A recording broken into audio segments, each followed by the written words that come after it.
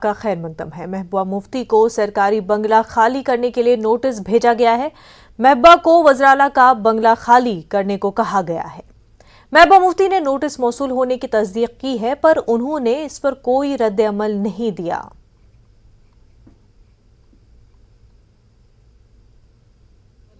Status department کی طرف سے نوٹس ملنے کے بعد اب یہ تقریباً طے لگ رہا ہے کہ محبوبہ مفتی کو یہ فیئر ویو سرکاری بنگلو خالی کرنا پڑے گا، کیونکہ پچھلے 17 سال سے جس ریزیڈنس پہ وہ تھیں، یہ کہا جا رہا ہے کہ 2020 میں جو امینڈمنٹس ہوئی اس کے بعد سے جو سی ایم کی ریزیڈنس ہے وہ اب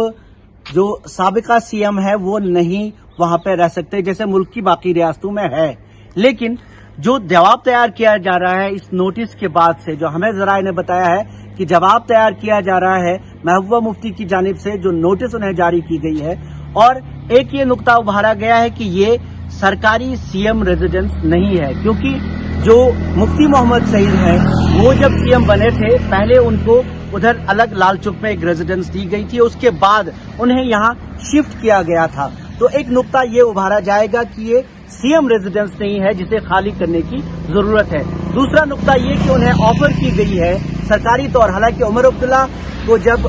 ان کی سرکاری ریزیڈنس سے ہٹایا گیا تب انہیں کوئی آفر نہیں دی گئی تھی، لیکن انہیں یہ آفر دی گئی ہے کہ وہ دوسری کسی سرکاری بلڈنگ میں جا سکتے ہیں اگر وہ چاہیں۔